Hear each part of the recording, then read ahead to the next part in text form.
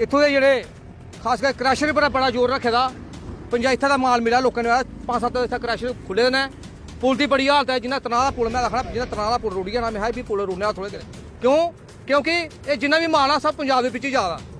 इत्थों के माल के कुछ लोगों की कुछ बंदे ने गरीब बंदे ने मकान बनाना उसी रेता नहीं मिला उसी बजरी नहीं मिला महीने लाए ना ये बंद कर दो मैं तुम्हें बार बार आखना महीने लाए ना ये बंद कर दो मैं तुम्हें बार बार आखना ये पंजाब से थोड़ा माल जा रहा ना बंद कर दो मैं तुम्हें बाहर आखना अगर तुम चाहते हो कि इस सिस्टम भी और पुल है मिला खाना कोई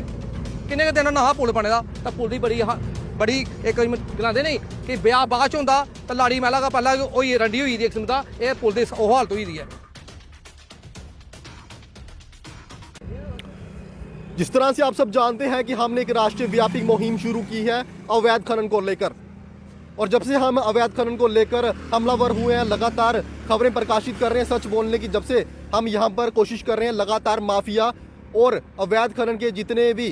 क्योंकि दोनों चोर जो है मुंहसेले बाई होते हैं उन्हें काफ़ी तकलीफ हो रही है होती रहे लेकिन जब तक गरीब तबके को जो है इंसाफ नहीं मिलेगा जब तक गरीब तबके को जो है उचित रेट में माल नहीं मिलेगा तब तक ये आवाज़ उसी तरह से बुलंद रहेगी।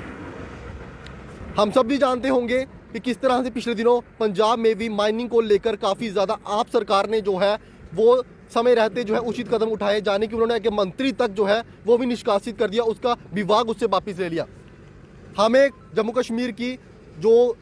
संबंधित विभाग हैं चाहे वो डीएमओ कठुआ हो चाहे वो पुलिस हो हमें उनकी कार्यप्रणाली पर ज़रा सा भी शक नहीं है क्योंकि वो लगातार इस पर जो है उचित कार्रवाई कर रहे हैं। लेकिन शायद जो गाड़ियाँ अवैध खनन में लिप्त होती हैं चाहे वो हम बताएं आपको कि चाहे वो उनका चलान हुआ हो बाकायदा वो गाड़ियाँ सीज हो लेकिन उसके बावजूद भी हम देखते हैं कि गाड़ियाँ सड़कों पर दौड़ती आमतौर पर नजर आती हैं। ये हालात हैं और बताऊं आपको कि रावी को और सहार में जिस तरह से पिछले दिनों माइनिंग हुई है जिसके चलते वो अब खड्डे जो है वो लहूलुहान हो चुकी हैं। अब उसके बाद जो है अब नज़र जो है माफिया की अब टिक चुकी है उस दरिया पर आए दिन जो है अवैध खनन हो रहा है दिन प्रतिदिन जो है वो यहाँ पर भी बुरी हालत हो रही है। बताऊं आपको जो यहाँ पर बीआरओ द्वारा पुल बनाया गया था अभी कुछ ही समय उस पुल को बनाए हुआ है लेकिन जहाँ पर पूरी तरह से वो पुल जो है वो यहाँ पर खस्ता हो चुका है। और एक बात आपको और भी बताऊंगा मैं यहाँ पर जिस तरह से यहाँ पर क्रैशर लगे हुए हैं पंडोरी की खासतौर पर बात करूँ तो यहाँ पर भी जब भी कोई ब्लॉक जब आवंटित किया जाता है सबसे प्रायोरिटी में उसकी पंचायतों का रखा जाता है। लेकिन यहाँ पर मैं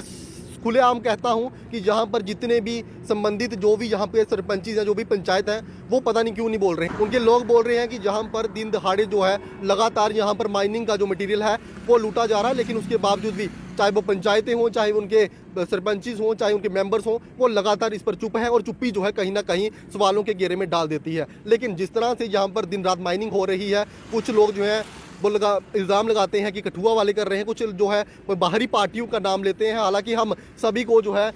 एक जैसा जो है वो कसूरवार मानते हैं जिस तरह से यहाँ पर अवैध खनन लगातार हो रहा है। हमारे साथ भंडारी जी हैं। भंडारी जी क्या कहेंगे किस तरह से देखते हैं लगातार यहाँ पर अवैध खनन हो रहा है और पुल की किस तरह से आपने यहाँ पहुंचे हैं हालत क्या लग रही है? देखिए सो मैं यही कहना चाहता हूँ कि आए दिन यही देखने को मिला कोई गाड़ियाँ जो मटेरियल जो भू माफिया है मैं भू माफिया की तो बात करूंगा ही साथ में ये मैं बात जरूर कहना चाहता हूँ कि जहाँ में जो अवैध रूप से जो जहाँ पे रेता है जहाँ वो बजरी है वो बिना अवैध रूप से जहाँ पे जो निकाली जा रही है हमारा जो प्रशासन है वो सोया हुआ है। और खासकर मैं जो डीएम हो जो हमारे कठुआ के उनसे मैं ये अपील करना चाहता हूँ कि आप तो हम चाहते हैं कि आप कार्रवाई कर रहे हो मगर जो सिस्टम है वो सिस्टम तो सुधर नहीं रहा तो कौन सी कार्रवाई कर रहे हो आप कौन सी गाड़ियाँ सीज गई हैं वही गाड़ियाँ आप देखने को जहाँ से मिल रही हैं तो कौन सा अगर यही मटेरियल लोगों को तो वहाँ जो मिल रहा है जो कठुआ में लोगों जहाँ पे हमारे जम्मू कश्मीर में जो जिनको मिलना चाहिए वहाँ तो मिल रहा है जहाँ पे रेट आप पूछिए रेत का रेट 5,000 7,000 बजरी का रेट कम से कम कितने जहाँ तक पहुँच गया मगर हमारे लोगों को तो मिल रहा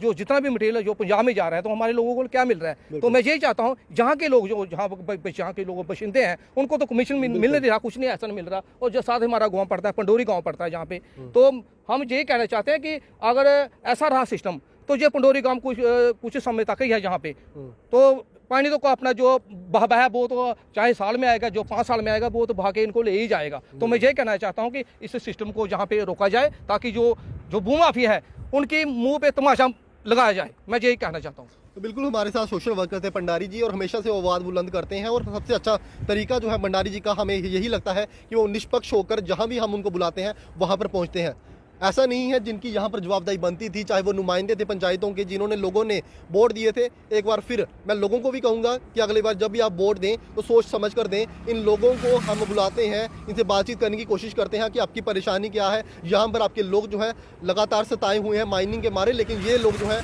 एक तो फ़ोन नहीं उठाते, जब फ़ोन उठाते हैं तो बहानेबाजी जो है वो शुरू कर देते हैं। लेकिन जवाबदेही जो है वो जल्द तय की जाएगी डीएमओ कठुआ से कि जहाँ पर भी ब्लॉक आपने आवंटित किए हैं, चलिए माइनिंग तो जो है वो सरकार ने करानी है, लेकिन जहाँ पर भी ये ब्लॉक आवंटित किए गए हैं वहाँ पर आप प्लीज़ ज़रूर देखें कि माइनिंग क्या वहाँ पर की जा रही है जहाँ ब्लॉक के बाहर में जो बाहर जाकर जो है वो ये माइनिंग की जा रही है।